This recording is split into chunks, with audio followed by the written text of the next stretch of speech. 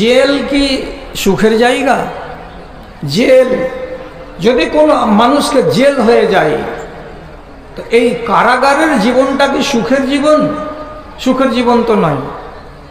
তখনে গিয়ে আপনার মাথাটা ভারী হবে, মাকে দেখতে পাবো না, বাবাকে দেখতে পাবো না, স্ত্রী কোথায়, বাল বাচ্চাগুলো কোথায়, যাদেরকে এক নজর না দেখতে গেলে মনে শান্তি আসতো না, তাদের থেকে একেবারে দূরে কারাবন্দী অবস্থাতে থাকা, যেখানে ভালো ভালো খাবার বাড়ির মতো আপনি পাবেন না, মা যোগ করা খাবার। আপনি যে মনে মনে বলবেন তেলে ভাজা কই, বেগুন ভাজা কই, চটপটি কই, মাংস কই, এইরকম খেয়ে খেয়ে আপনার অভ্যাস হয়ে আছে। আপনি কি সেই কল্পনাটা জেলের ভেতরে করতে পারবেন? পারবেন না।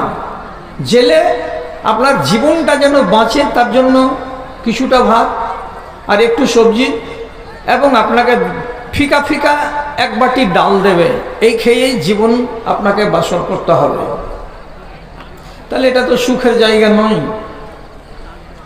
সেই দুঃখের জায়গাতে একটি মাত্র মহিলা, যার ইতিহাসে তফসিরে নাম লেখা আছে জুলাইখা, সেই জুলাইখা নামে মহিলার অপবাদের কারণে হযরত ইউসুফ আলাইহিস সালাতু ওয়াস সালামকে জেলে যেতে হয়েছে।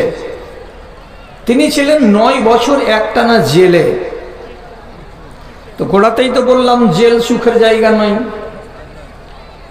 সেখানে কোরআন মাজিদ আল্লাহ রাব্বুল আলামিন স্পষ্ট করছেন, ও দাখালা মাহু ফাতায়ানে ফিস সিজনে, হযরত ইউসুফ আলাইহিস সালাতু ওয়াস সালামের সাথে সাথে দুজন তরুণ ছেলে, তাদেরও জেল হয়েছিল। তাহলে নবী ইউসুফ যেমন একটা তরুণ টিন এজার, ঠিক সেই বয়সের আর দুজন ছেলে তার সঙ্গে জেলের ভিতরে গেল। নবী ইউসুফ আলাইহিস সালাতু ওয়াস সালাম যেই পরিবেশে উঠেছিলেন মিশরে, সেখানকার লোক হলো পৌত্তলিক, এরা এক আল্লাহকে বিশ্বাস করতো না।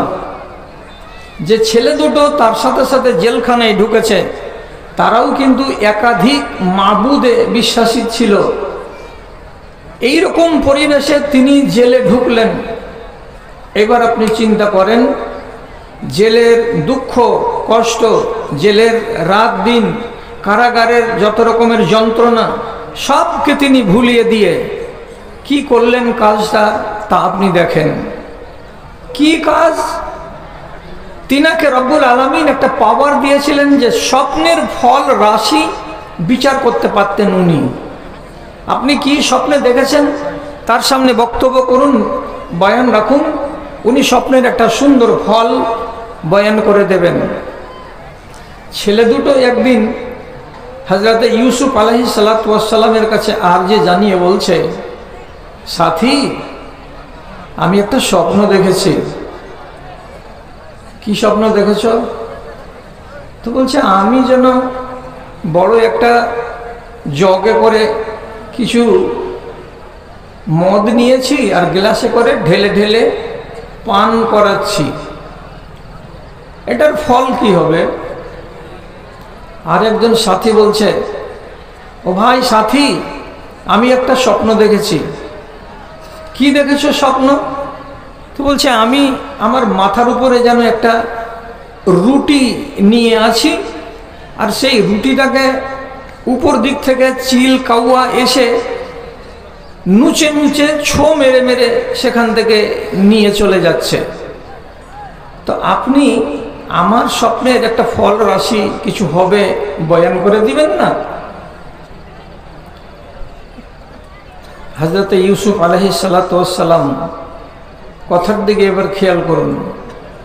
তিনি সুযোগের সদ্ব্যবহার করলেন কিভাবে, আর সুযোগকে কাজে লাগাতে হয় তার জ্বলন্ত উদাহরণ কি, এর চাইতে আর ভালো কিছু হয় না।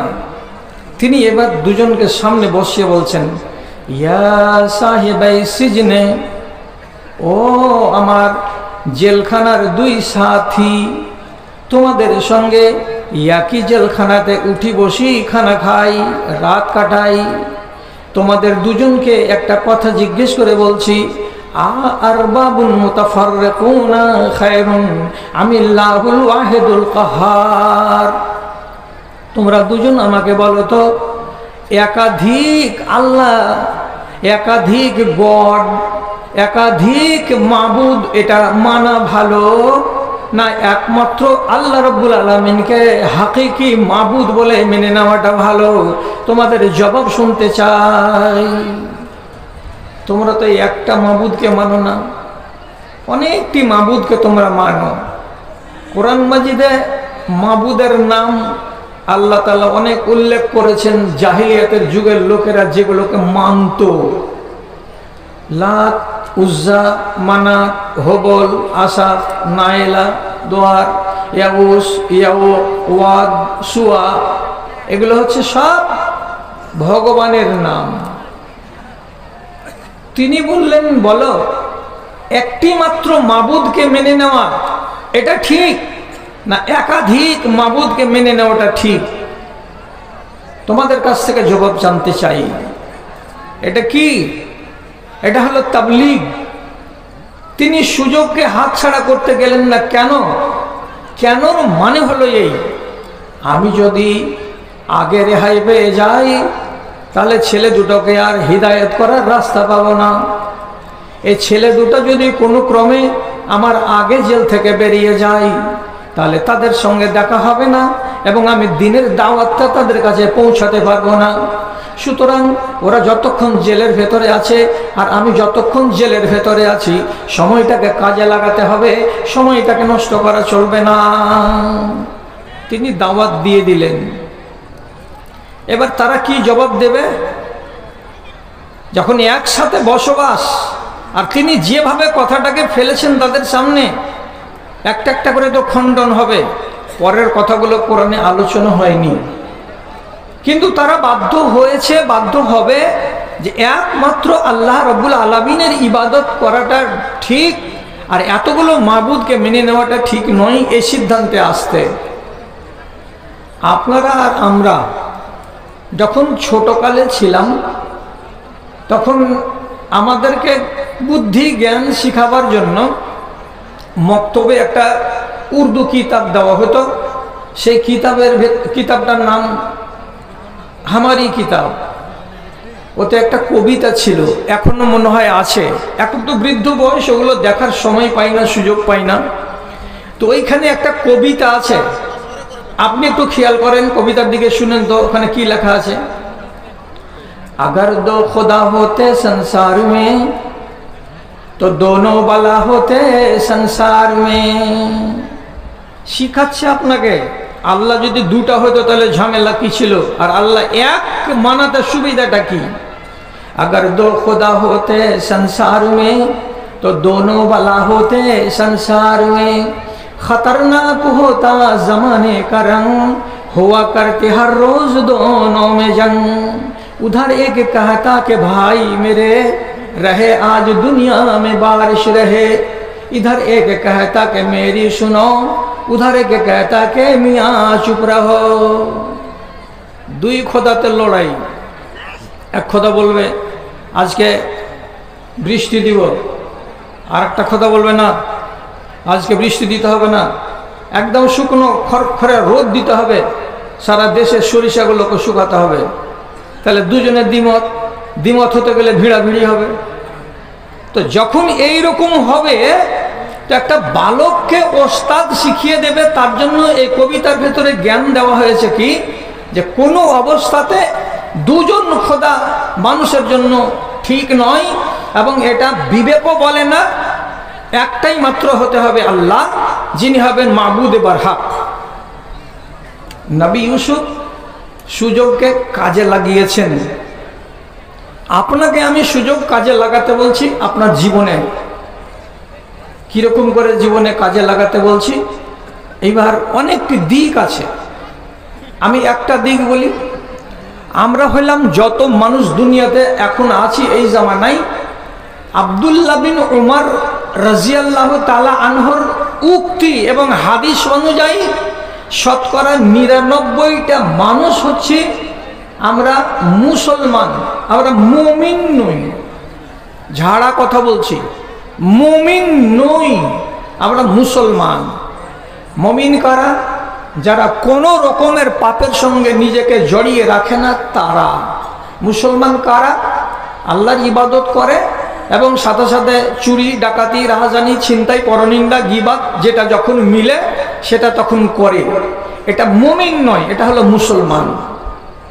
এবং তিনি একেবারে খাঁটি কথা, সহি কথা উনি বলেছেন, সাইয়াতি আলান নাসে জামানুন ইয়াখরুজুনা মিন সালাতিহিম ওয়া লাইসা ফীহিম মুমিনুন। মুসলমানদের, মুমিনদের সামনে একটা যুগ আসছে, একটা সময় আসছে। সেই দিন ধরুন মিসাল দিয়ে বলি, ফজরের টাইমে 40টা মুসলমান নামাজ পড়ে মসজিদ থেকে বের হলো। আপনি তাদেরকে দেখতে পাবেন, আহারে কত সুন্দর লোকগুলো, এই লোকগুলো ফজরের নামাজ পড়ে বাইরে বেরিয়ে আসলো, এরা বড্ড দিনদার, আল্লাহওয়ালা। কিন্তু আব্দুল্লাহ বিন উমর বলছেন, তোমার মন বলছে এরা মুমিন, কিন্তু আমি বলছি লাইসা ফীহিম মুমিনুন, এদের ভিতরে একটাও মুমিন নয়। কেন নয়? কেউ বেটাকে জমি লিখে দিয়েছে, বেটিকে বঞ্চিত করেছে, এটা মুমিন নয়। কেউ নিজের 70 বছরের বাবাকে আলাদা করে একই আংনাতে মা আর বাবাকে জুদা ভাতে খাওয়াচ্ছে, আর যুবক যুবতী দুজন ছেলে আর বৌমা এরা মজা করে রান্না করে ভাজি খাচ্ছে, এই ছেলেটা মুমিন নয়। আপনার বাড়িতে সিডি আর এলসি চলে, আপনার স্ত্রী জোর গলাতে চালাই, আপনি তাকে সামলাতে পারলেন না, আপনি সেটাকে নীরব দর্শক হয়ে বসে বসে দেখলেন, সেও মুমিন নয়, আপনিও মুমিন না। এই রকম করে বাছাই করতে গেলে দেখা যাবে যে সত্যিকারী অর্থে আব্দুল্লাহ বিন উমরের কথাটা ঠিক। এমন জমানা আসবে যে সেখানে 100টা লোকের ভেতরে 98টা লোক পাওয়া যাবে যারা মুমিন নয়। আর কষ্ট করে যদি পাওয়া যায় তাহলে 2টা মাত্র মুমিন পাওয়া যাবে। তাহলে গুনাহগার লোকের সংখ্যা হলো বেশি। এইবার আপনাকে একটা সুযোগের কথা বলবো, সুযোগটাকে যদি কবুল করেন আলহামদুলিল্লাহ, আপনি যদি কবুল না করেন তাহলে আমার জোরাজোরি করার কিছুই নেই। কি বলছি? একটা হাদিস আছে, মিষ্টি হাদিস, খুব সুন্দর হাদিস। হাদিসটাতে কি বলছেন? ইন্না সাহেবাস শিমালে লা ইয়ারফাউল কালামা সিত্তা সাআতিন আনিল আব্দুল মুসিই। একটা কোনো বান্দা বেলা 10টার সময় যদি একটা ছোট পাপ করে দেয়, পাপ যখন করে দেয় মানুষের দ্বারাই যখন ভুল হয়ে যায়, এটা তো গুনাহ লেখা যাবে নিশ্চিত কথা, আপনার আমলে এটাকে রেকর্ড করে নেওয়া হবে। কিন্তু আল্লাহ রাব্বুল আলামিন নবী বলছেন, ওরে বান্দারা শোনো, ভালো করে শোনো, বাম দিকে, বাম কাঁধে যে ফেরেশতাটা আছে আল্লাহ রাব্বুল আলামিন তাকে তোমার পাপ লেখার জন্য নিযুক্ত করে রেখেছেন, সে পাপ লেখার দায়িত্বে আছে। এবার 10টার সময় একটা পাপ হয়ে গেল, নবীজি বলছেন, তুমি যে একজন মুসলমান, তোমার দ্বারাই পাপ হলো, আল্লাহ তাআলা ফ্যাসিলিটি দিয়ে বলছেন, রে বান্দা তোমার পাপটাকে আমার ফেরেশতা 6 ঘন্টা পর্যন্ত খাতাতে তুলবে না। 6 ঘন্টা তুলবে না। কেন তুলবে না? কেন তুলবে না? নবীজি বলছেন, ইজা ইস্তাগফারা, এই লোকটা যদি বেলা 10টার সময় ভুল করে আর 11টার সময় যদি ইস্তেগফার করে, আল্লাহর ফেরেশতা বলছেন ফাআলকাহা, খাতা থেকে নিচে ঢেলে ফেলে দেন জমিনে, না লেখা হবে না পাপটা। কেন যে আল্লাহর বান্দা বেলা 10টার সময় পাপ করে 11টার সময় মাপ চাইলো আস্তাগফিরুল্লাহ বলে, এই জন্য তার পাপটাকে মুছে দেওয়া হলো, খাতাতে লিপিবদ্ধ করা হলো না। এবার কতক্ষণ সময় অপেক্ষা করবে আল্লাহর ফেরেশতা? 6 ঘন্টা। 10টা থেকে 11টা, 12টা, 1টা, 2টা, 3টা, 4টা 3টা বেজে 56, 57, 58 মিনিট পর্যন্ত আল্লাহর ফেরেশতা আপনার পাপটাকে লিখবে না, লিপিবদ্ধ করবে না। এখনো অপেক্ষায় আছে বান্দা ইস্তেগফার করে কি না। ইস্তেগফার করার নেচারটা তো আমার ভেতরে তৈরি করতে হবে, আর এই সুযোগটা তো আমাকে কাজে লাগাতে হবে। আপনার মুখ থেকে যদি খালি একবার বেরিয়ে যায় একটা জিকির, একটা ইস্তেগফার, তো কাজ তো বনে গেল, পাপটা তো ঘাট থেকে নেমে গেল। আর যদি আমি এই কাজটা না করতে পারি, পাপটা লিপিবদ্ধ হলো, লিপিবদ্ধ হওয়া পাপটাকে কি আর মুছা যাবে? যাবে, যাবে। কিন্তু সুযোগকে হাতছাড়া করেছেন, তার জন্য পাপড় বেলতে হবে। এটা সহজে মাফ হয়ে যেত, আপনি শুধু একবার ইচ্ছা করলেই মাফ হয়ে যেত। কিন্তু সুযোগটাকে হাতছাড়া করার কারণে আপনি যদি এইবার পাপগুলোকে ঘাট থেকে নিচে নামাতে চান, তাহলে আপনাকে মেহনত বেশি করতে হবে, সময় বেশি দিতে হবে, প্রচেষ্টা বেশি চালাতে হবে। কেন? সুযোগ হাতছাড়া করে দিয়েছেন। এই জন্য প্রত্যেকটা মানুষের উচিত যে পাপ করার টাইমে করে নিয়ে তৎক্ষণাৎ সে যেন কি করে, পাপটাকে স্মরণ করে আল্লাহর কাছে ইস্তেগফার করে, তওবা করে, যেন সেটা আমার খাতাতে রেকর্ড না হয়। সাধ্যের বাহিরে কোনো ঝামেলা দিও না, আপদে বিপদে মেরে কবু ফেলিও না, আপদে বিপদে মরে কবু ফেলিও না। দয়া করে সব গুনাহ মাফ করে দিও, রহম করিও মাওলা, রহম করিও। তোমার দয়ায় যেন পার পেয়ে যাই, সকলের দাতা তুমি ও গো দয়াময়, এতটুকু কৃপা যেন মোর প্রতি হয়। তওবা আর ইস্তেগফার, এই দুটা জিনিস মুমিনের কাছে কম্পালসারি হিসাবে তার ডান পকেটে সবসময় থাকাটা উচিত। কেন? রাসূলুল্লাহ নিজে বলছেন, আমি সারাটা দিনে আর রাতে 100 বার করে ইস্তেগফার করি, আস্তাগফিরুল্লাহ। কেন? তার কি কোনো গুনাহ ছিল? কেন করেন অথচ গুনাহ? ইস্তেগফার কেন ইস্তেগফার করেন? ইস্তেগফারের অনেক লাভ, অনেক লাভ। আপনি চাইনা ওষুধের নাম শুনেছেন? হোমিওপ্যাথিকে একটা চাইনা ওষুধকে 7 রকমের কাজে ব্যবহার করা যায়। তাহলে তার গুণ কত বেশি। একটা ইস্তেগফারের ভেতরে কত লাভ আছে, কত রকমের লাভ আছে। আপনাকে একটা সঠিক কথাই বলছি। হাসান বাসরি রাহিমাহুল্লাহ একদিন মজলিসে বসে আছেন, একটা লোক এসে বলছেন, হযরত একটু দোয়া করে দেন না, একটু কিছু উপায় বলে দেন না, আল্লাহ তাআলা যেন আমাকে বাল বাচ্চা দেন, আমার ছেলে পেলে হচ্ছে না। হাসান বাসরি রাহিমাহুল্লাহ বললেন, ইস্তেগফার করোগা, খালি দিনে আর রাতে স্বামী স্ত্রী মিলে আস্তাগফিরুল্লাহ আস্তাগফিরুল্লাহ আস্তাগফিরুল্লাহ বলোগা। আরেকটা লোক এসে বলছে, হুজুর একটা কাজ করেন না। কি কাজ? তো বলছে যে আমার বাগানে ফল ঠিকঠাক হচ্ছে না, ফলন কমে গেছে, তো কিছু বলেন উপায় টুপাই, আল্লাহ যেন ফলনগুলোকে আমার বাড়িয়ে দেয়। তো উনি বলছেন, যাও বাড়িতে গিয়ে বেশি বেশি করে ইস্তেগফার করো। এটা কি আছে? এই চানাচুর আছে নাকি ব্যাগে? এখান থেকে বের হলে তুমি, না হলে না। বারে কেমন লাটের বেটা, কেন মদ মজলিসে চলে এসেছে চীনা বাদাম বিক্রি করতে, ফাজলামো করার জায়গা মিলে না। তো বলছে যে ইস্তেগফার করো। আবার আরেকটা লোক এসে বলছে, জনাব একটু কাজ করেন না, অনাবৃষ্টি, পানি কম হচ্ছে, বাগান টাগানগুলোতে মুকুল কম আসছে, ফসল টসল ঠিকঠাক হচ্ছে না, কিছু করেন। বলছে যাও বাড়ি যে ইস্তেগফার করো। আচ্ছা দেখেন তো, ই বলছে ছেলে হয় না, ইস্তেগফার করো। ই বলছে ফসল হয় না, তো ইস্তেগফার করো। এ বলছে পানি হয় না, তো ইস্তেগফার করো।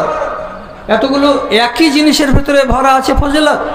আল্লাহ তাআলা বলছেন, ফাকুলতু আস্তাগফিরু রাব্বাকুম ইন্নাহু কানা গাফফারা ইউরসিলিস সামা আলাইকুম মিদরারা ওয়া ইউমদিদকুম বিআমওয়ালিন ওয়া বানিন ওয়া ইয়াজআল লাকুম জান্নাতিন ওয়া ইয়াজআল লাকুম আনহারা।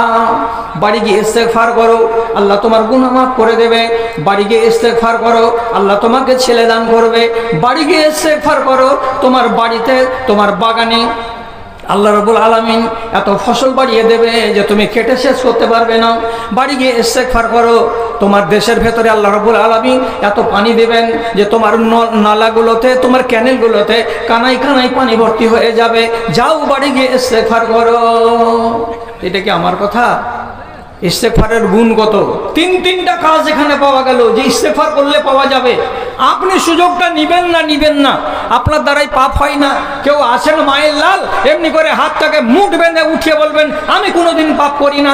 আল্লাহর কসম খেয়ে বলছি, রব্বে করিম তার নবীকে দিয়ে বলিয়ে দিয়েছেন, এটা কথা বারহাক কথা, কুল্লু বনি আদমা খাত্তাউন ওয়া খায়রুল খাত্তাইনা তাওয়াবুন।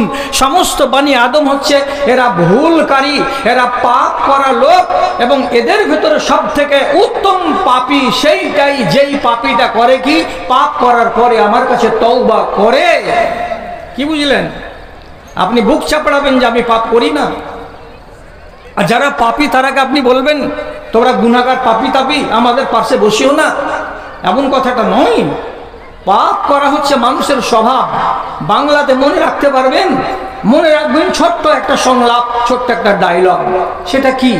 বান্দার কাজ হলো পাপ করা, আল্লাহর কাজ হলো মাফ করা। থাকবে মনে? বান্দার কাজ হলো পাপ করা, আল্লাহর কাজ হলো মাফ করা। আমি পাপ করব, এটা আমার চরিত্র। কেন? রব্বে কারীমের নবী বলে দিয়েছেন সহিহ হাদিসে, খাতিয়া আদামু ফাখাতিয়া আওলাদুহু। হযরতে আদম আলাইহিস সালাতু ওয়াস সালাম আল্লাহর একটা আদেশকে, নিষেধকে অগ্রাহ্য করে দেওয়ার পর তিনি গুনাহগার হয়েছিলেন, তিনি ভুল করেছিলেন, তিনি পাপী হয়েছিলেন। রব্বে কারীম তার কাছে যখন দোয়া করতে লাগলো, হযরতে আদম রব্বানা যালামনা আনফুসানা বলে আল্লাহ তাআলা তাকে মাফ করে দিয়েছেন, এটা ঠিক কথা। কিন্তু হাদিসের ভেতরে এসেছে আমাদের বাপ আদম ভুল করেছিলেন, গুনাহ করেছিলেন, তার জন্য তার বেটারা সবাই ভুল করে।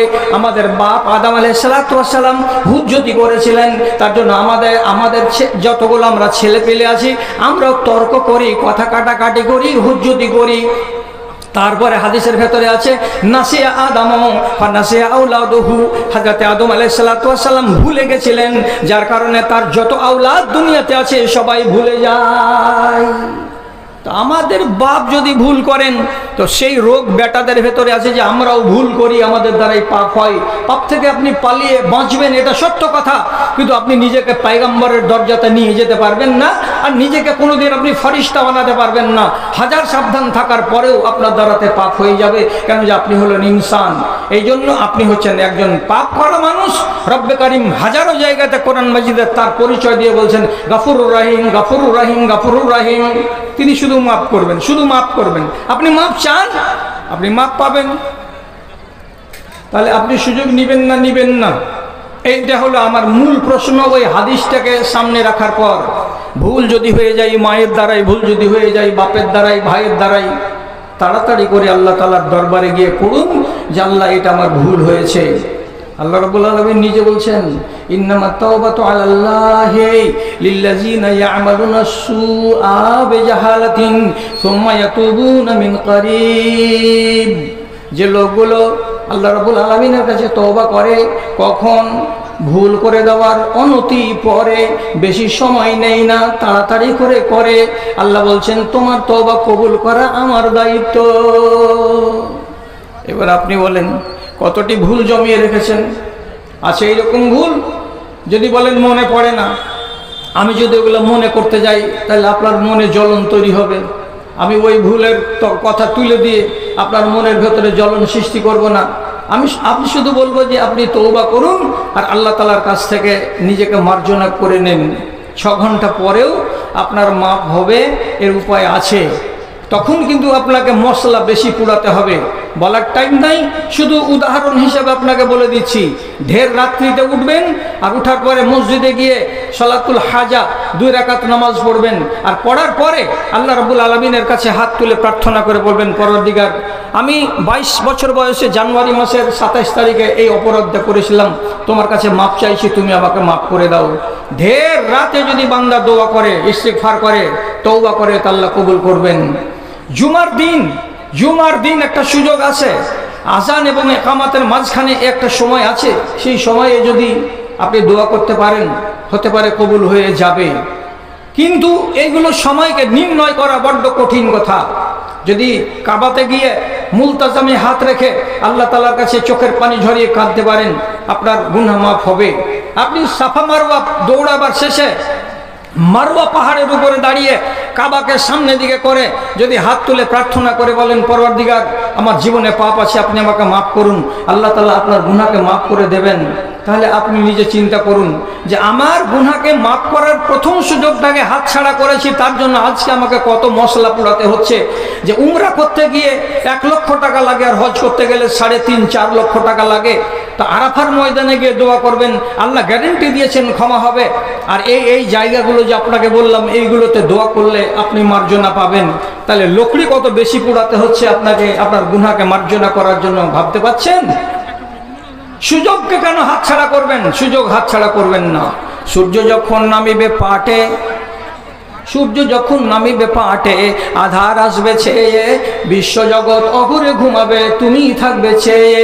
এমন আধারে নির্জনে বসে একবার তারে হাঁকো, ডাকো তারে ডাকো, মনের কালি মুছে ফেলে দিয়ে নয়ন পাতায় আঁকো, ডাকো তারে ডাকো। মাপ হবে, এ বিষয়ে আর আগে বাড়ছি না। আপনাকে একটা ইতিহাস শোনাই, ইসলামী ইতিহাস। ইতিহাস যারা পড়ে, ইতিহাস যারা জানে, ইতিহাস বলতে কি ইসলামী ইতিহাস। আর ইসলামী ইতিহাস বলতে গিয়ে বিশেষ করে সাহাবীদের জীবনী, আল্লাহ পাকের নবীর জীবনী এবং সাহাবীদের পরে তাবেঈনদের জীবনী যদি মানুষেরা পড়ে, তো এইগুলো ইতিহাস আর এইগুলো সিরাত আপনাকে জ্ঞানের সমুদ্র এনে দেবে, আপনাকে ধনী বানিয়ে দেবে, আপনার ভান্ডারকে সমৃদ্ধ করবে। সাহাবীদের জীবনী অনেক অনেক জ্ঞান আছে জীবনীতে। দাদা আমার, আমি একটা ইতিহাস শোনাচ্ছি। আবু সুফিয়ান রাসূলুল্লাহর শ্বশুর, আর মক্কার একজন নামকরা নেতা, তার নাম সুহাইল ইবনে আমর। দুজনের পরিচয় দিই। উম্মে হাবিবা রাসূলুল্লাহর স্ত্রী, আবু সুফিয়ানের বেটি, মুসলমান মেয়ে, নবীর স্ত্রী, অথচ শ্বশুর আবু সুফিয়ান মুসলমান নয়। আচ্ছা, তারপরে বলি, আবু সুফিয়ান ইসলাম কবুল করার আগে কত বড় শত্রু ছিলেন যে তার চোখের সামনে মুসলমান সাহাবীকে শুলি দেওয়া হচ্ছে, তো আনন্দ করার জন্য হারাম শরীফের বাইরে 14-15 কিলোমিটার দূরে গিয়ে শুলি কাস্তের কাছে দাঁড়িয়ে আছে, মজা নিবে তার জন্য। তোমার কি এখানে? কিছুই নয়, একটা মুসলমানকে মারা হবে শুলিতে, দেখব মজা লাগবে। তাহলে ইসলামের কত বড় শত্রু তিনি ছিলেন। বদরের যুদ্ধে তিনি নেতৃত্ব দিয়েছেন, ওহদের যুদ্ধে তিনি নেতৃত্ব দিয়েছেন, আবার খন্দকের যুদ্ধের দিন তিনি নেতৃত্ব দিয়েছেন এবং বেইজ্জত হয়ে সেখান থেকে বাড়ি ফিরে এসেছেন। আবু সুফিয়ান 13 বছরের মক্কি জিন্দেগিতে ঈমান আনেনি, অথচ রাসূলুল্লাহর শ্বশুর মশাই। সুহাইল ইবনে আমরের কথা বলছি। যেদিন মুশরিকদের সাথে নবী করিম সাল্লাল্লাহু আলাইহি সাল্লামের 6ষ্ঠ হিজরি সনে চুক্তি হচ্ছিল, তাকে বলা হয় হুদাইবিয়ার সন্ধি। হুদাইবিয়ার সন্ধি লেখা হচ্ছিল দুই পক্ষের মাঝখানে। তো রাসূলুল্লাহ চুক্তিগুলো লেখার সব শেষখানে যখন নাম লিখতে হবে, তো রাসূলুল্লাহ নিজের নাম লিখতে গেলেন, তো নাম লিখলেন কি? মুহাম্মাদুর রাসূলুল্লাহ। সুহাইল ইবনে আমর বলছে, রাসূলুল্লাহ নাম কাটতে হবে। কেন কাটবো? বলছে, আপনাকে যদি আমরা রাসূলুল্লাহ মেনে নিই তো ঝগড়া কিসের? আপনাকে রসুল বলে মানি না বলেই তো এই ঝগড়া, আর এই জন্য তো চুক্তি। কাজে আপনাকে মুহাম্মদ মানব, কিন্তু তারপরে রসুলুল্লাহ আমরা চুক্তিতে লিখতে দেব না। আপনি ওই জায়গাতে লেখেন ইবনে আব্দুল্লাহ, আব্দুল্লাহর বেটা মুহাম্মদ, এটা আপনি লেখেন। হযরত আলী লিখছিলেন, নবীজি বলছেন, আলী রাদিয়াল্লাহু তাআলা আনহু, কেটে দাও রাসূলুল্লাহকে, কেটে দাও। হযরত আলী আবেগ তাড়িত হয়ে বলছেন, না আমি কাটবো না, এই কথাটা জীবনে এটা বরদাস্ত করতে পারবো না যে আপনাকে রাসূলুল্লাহ বলে কেটে দেব, তা হবে না। রাসূলুল্লাহ বলেন, কেটে দাও। যে লোকটা রাসূলুল্লাহ কথাটাকে সন্ধি পত্রে মেনে নিতে পারেনি, তারও লম্বা ইতিহাস আছে, আমার বলার টাইম নাই এখানে। সে লোকটাও 13 বছর মক্কি জিন্দেগিতে ঈমান আনেনি। ঈমান আনলো কবে? 8ম হিজরি সনে যখন ফতে মক্কা হবে তার একদিন আগে সুহাইল ইবনে আমর ঈমান আনলো এবং আবু সুফিয়ান ঈমান আনলো। তাহলে এদিকে 13 বছর, আর মদানী জিন্দেগির 8ম বছরে, তার মানে 21 বছর এরা ঈমান আনেনি। হিসাবটা ঠিক রাখবেন, উল্টাপাল্টা করবেন না। তারপরে রাসূলুল্লাহ বিদায় হলেন, আবু বকর সিদ্দিক 2 বছর খেলাফত চালালেন। তারপরে হযরত উমরের যুগ এলো, হযরত উমর রাদিয়াল্লাহু তাআলা আনহু একদিন নিজের বাড়িতে আছেন। এমন সময় সুহাইল ইবনে আমর এবং আবু সুফিয়ান এরা দুজন কোনো প্রসঙ্গ নিয়ে কথা বলবেন বলে হযরত উমরের দরবারে এসেছেন। দরজাটাকে খটখট করে বাজিয়ে বলছেন, খলিফাতুল মুসলিমিন, আমরা আপনার সামনে কথা বলবো, তার জন্য এসেছি। কে? আবু সুফিয়ান এবং সুহাইল ইবনে আমর। হযরত উমর বললেন, বাইরে ওই জায়গাতে আসন পাতা আছে, ওখানে গিয়ে বসো, আমি একটু পরে আসছি। ওরা বসে আছে। ইতিমধ্যেই আধা ঘন্টা পর হযরতে বিলাল রাদিয়াল্লাহু তাআলা আনহু এলেন। আসার পরে দরজাতে এমনি করে দুটা খালি খটখটি দিলেন। যেমনি দুটা খটখটি দেওয়া, হযরত উমর বলছেন, কে? তো বলছে, বিলাল। মনে রাখবেন, বিলাল কালো চামড়ার লোক। বিলাল হলো আফ্রিকার মানুষ, নিগ্রো জাতি। তার চেহারাটা আমাদের মতো আপনাদের মতো উজ্জ্বল নয়। কালো মানুষকে দেখেছেন, হযরত বিলাল একটা গোলাম, তার চেহারাতে অনেক জায়গায় দাগ ছিল। সেই মানুষটা যখন হযরত উমরের কাছে এসে বললেন, বিলাল, আমি আপনার দ্বারে এসেছি, সাথে সাথে হযরত উমর রাদিয়াল্লাহু তাআলা আনহু বাড়ি থেকে বের হলেন। বাড়ি থেকে বেরিয়ে এসে তাকে মিষ্টি ভাষা বললেন, আহলান ওয়া সাহলান, আপনাকে মারহাবা জানাচ্ছি, আসুন আসুন আসুন, আপনি ভিতরে আসুন। হযরতে বিলালকে সঙ্গে সঙ্গে ভিতর দিকে নিয়ে চলে গেলেন। আর ওইখানে দূরে বসে থেকে গেলেন কে? আবু সুফিয়ান এবং সুহাইল ইবনে আমর।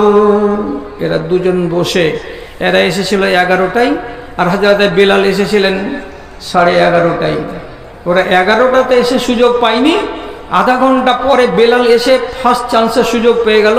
উনাকে নিয়ে হযরত উমর ভিতরে চলে গেলেন কথা বলতে। তখনই আলোচনা শুরু হলো এই দুজনের ভেতরে। আবু সুফিয়ান নিজের সাথীকে এমনি করে দেখিয়ে একটু তিক দিয়ে কথা বলে বলছে, দেখছ, দেখিলা ব্যবহারটা, ইয়াতাকাদ্দামু আলাইনা, আমাদের উপরে প্রাধান্য দিছে কাকে? আবদান হাবাশিয়ান, একটা কালো চামড়ার গোলামকে। আমরা যে আরবের সাইয়েদ বংশের লোক, আমরা যে খালেস আরবীয়, আমাদের রং যে ফর্সা, আমরা যে উজ্জ্বল, আমরা মক্কার লোক, এখানে এসেছি বটে, তো আমাদের মতো তো এরা সম্ভ্রান্ত নয়। আফ্রিকার এটা কালো নিগ্রো, সে তো ছিল আবার গোলাম। গোলামটাকে প্রাধান্য দিল কার উপরে? তো আমাদের উপরে, আমাদের শরীফ মানুষের উপরে। এটা কি উমর ভালো কাজ করেছে নাকি বলো তো? উমর বলছে কাকে? তো সুহাইল বিন আমরকে। সুহাইল বিন আমর কি জবাব দিয়ে বলছে, এই বেশি কথা বলবে না, বেশি কথা বলবে না, ঠান্ডা মাথা করো। আর একজন গোলামকে আগে ডেকে নিয়েছেন, আর তোমাকে আর আমাকে পিছনে ডাকবেন পরে, তার জন্য তোমার গরম হয়েছে মাথা কেন? আবু সুফিয়ান দেখছি তো আমার দলের লোক নয়, কেন তুমি আমার পক্ষে চলছো না? সুহাইল বিন আমর হক কথা বলছেন, ইন্নাহু বাদারা ইলা রাব্বিহি। ও আবু সুফিয়ান, এই লোকটা এমন লোকের লোক, সুযোগকে হাতছাড়া করেনি। নবীজি যখন গার হেরা থেকে এসে প্রথম বয়ান রাখলেন, আমি নবী এবং আমার কাছে কোরআন আছে, তখনই তিনি কাকে কাকে পেয়েছিলেন? প্রথম মহিলা হযরতে খাদিজাকে পেয়েছিলেন, প্রথম পুরুষ আবু বকর সিদ্দিককে পেয়েছিলেন, প্রথম পুরুষ আবার জওয়ানদের ভেতরে হযরতে আলীকে পেয়েছিলেন। আবার শুনোরে শুনোরে, নবীজির ইসলাম প্রচার করার 6ষ্ঠ দিনের দিন, অন্য মতে বলা হয় 5ম দিনের দিন, ইসলামকে কবুল করেছে কে? এই কালো চামড়াওয়ালা। তাহলে ইসলাম কবুল করার দিক দিয়ে সুযোগকে হাতছাড়া করেনি কে? তো হযরতে বিলাল। তোমার মতো জ্ঞানী লোকটা, তুমি যে নিজেকে নেতা বলো, তুমি সুযোগকে হাতছাড়া করেছো। কতদিন করেছো? মক্কার 13 বছর ঈমান আননি। আমি যে নিজেকে বলি খুব নেতা, আমিও সুযোগ হাতছাড়া করেছি। আমিও 13 বছর মক্কি জীবনে ঈমান আনিনি। আবার মদিনার জিন্দেগিতে 8ম হিজরিতে আমরা ঈমান এনেছি। তো যে লোকটা 21 বছরের পুরানো মুসলমান, আর আমরা হলাম 21 বছরের দেরিতে ঈমান আনা লোক, ফজিলত কার বেশি হবে? যারা সুযোগকে কাজে লাগিয়েছে তার ফজিলত বেশি হবে। এই জন্য বিলাল আগে ফজিলত পেয়েছেন, আর আমরা ফজিলত পরে পাবো। এর জন্য দুঃখিত হওয়ার কিছু নাই। সুযোগকে কাজে লাগাবার কি উদাহরণ আপনাকে দেব? আর তো কিছু আছে না দাদা। আমার আর আপনার জীবনে 3টে মেন টাইম আসবে। 3টে মেন টাইম কোরআনের বর্ণনা অনুযায়ী। আমি ছিলাম এক সময় দুর্বল। কখন দুর্বল? যখন আমি ছিলাম শৈশবকালে, তখন আমি ছিলাম দুর্বল। তারপরে আবার আমি এলাম যৌবনকালে, তখন আমি সবল। যৌবনকালের শেষে আবার হয়ে গেলাম আমি দুর্বল। আল্লাহ রাব্বুল আলামিন কোরআন মাজিদে স্পষ্ট করে দিয়েছেন কথাটা, আল্লাহুল্লাযী খালাকাকুম মিন যুফিন। আল্লাহ তো তিনি তোমাদেরকে তৈরি করেছেন দুর্বলতা থেকে, তারপরে দুর্বলতার পরে আবার তোমাদেরকে মজবুত বানিয়েছেন, বলিষ্ঠ বানিয়েছেন। তার মানে কি? যৌবনকাল। যৌবনকালের পরে আবার আল্লাহ রাব্বুল আলামিন বলছেন তোমাদেরকে আমি তোমাদের চুল পাকা কালে ফেলে দেব, তার মানে দুর্বল বানাবো। তিনটা কাল। এবার বলুন সবচাইতে মজাদার, সবচাইতে কাজের বয়স কোনটা? যৌবনকালটা। এইবার আপনাকে বলি, যৌবনকালকে আপনি কাজে লাগাবেন না অনর্থ নষ্ট করে দেবেন? যারা যারা যুবক আছেন তাদেরকে ভাবতে বলছি, যৌবনকাল কত দূর পর্যন্ত বলা হয়? 15 থেকে শুরু করে 40 বছর বয়স পর্যন্ত এটা হলো যৌবনকাল। বেশিরভাগ মানুষ, শতকরা 90 জন মানুষ যৌবনকালে থাকে বেয়াড়া। যৌবনকালে আল্লাহ রাব্বুল আলামিনকে চিনে কম। এবার চিনে কখন? চিনে কখন? এটা হলো মানুষের বেকুফি। যখন আমার বয়স হয় তখন আল্লাহ তাআলাকে চিনি, যখন বুড়ো হয়ে যায় তখন আল্লাহ তাআলাকে চিনি। তো ভাইরা আমার রাগ করবেন না, বাঘ যখন বুড়া হয়ে যায় তখন বাঘও বুজুর্গ হয়ে যায়, আর কোনো জানোয়ারের ঘাড় মটকায় না। আপনি বুড়ো হয়ে গেছেন, চোখে দেখতে পান না, কানে শুনতে পান না, ভালো করে খানা পানিকে হজম করতে পারছেন না, হাঁটুতে শক্তি পাচ্ছেন না, উঠতে গেলে লাঠি আর বসতে গেলে মাটি। এই অবস্থাতে আপনি আল্লাহকে ধরেছেন। আর একটা লোক যৌবনকালেই আল্লাহ রাব্বুল আলামিনের সাথে সম্পর্ক কায়েম করে রেখেছে। আপনি বলুন কোন লোকটা ফজিলতের বিচারে আগে? একদম আপনাকে ইনসাফ করে বলতে হবে যে যেই লোকটা যৌবনকালে আল্লাহকে ধরে রেখেছে তার কাছে এই বুড়ো মানুষটা লাগবে না। কেন? আল্লাহ তাআলা অনেক ফজিলত, নবী যে অনেক ফজিলত বয়ান করেছেন। কার? যৌবন বয়সের এবং যুবকদের। তো এই সময়টাকে আপনাকে কাজে লাগাতে হবে। আপনি অনর্থক যৌবনটাকে নষ্ট করবেন না। একটা হাদিস আছে, 5টা জিনিসের আগে 5টা জিনিসকে আপনি আল্লাহ তাআলার নিয়ামত মনে করুন। 5টা জিনিসের আগে 5টা জিনিসকে আপনি নিয়ামত মনে করুন। কি কি জিনিস? আপনার যৌবনকালকে নিয়ামত মনে করুন। বৃদ্ধকাল আসার আগে আপনি আপনার সুস্বাস্থ্যকে নিয়ামত মনে করুন। আপনার অসুখ হওয়ার আগে আপনি আপনার ধনকে, অবস্থাটাকে নিয়ামত মনে করুন। গরিব হয়ে যাওয়ার আগে আপনার হাতে এখন ফুরসাত আছে, ফুরসাতটাকে আল্লাহর গনিমত মনে করেন। ব্যস্ত হয়ে যাওয়ার আগে আর আপনার এখন বেঁচে আছেন লাইফে, জীবনে, এই জীবনটাকে গনিমত মনে করুন মরে যাওয়ার আগে। এই 4-5খানা জিনিসকে আল্লাহ রাব্বুল আলামিন নাই বলছেন ইগতানিম খামসান কাবলা খামসিন। 5টা জিনিস আসার আগে 5টা জিনিসকে তুমি নিয়ামত মনে করো। তার ভেতরে কোনটা দিলাম? আপনার যৌবন কালকে আল্লাহর নিয়ামত মনে করতে হবে আপনার বৃদ্ধকাল আসার আগে আগে। যা পারবেন যৌবনকালে, বৃদ্ধকালে পারবেন।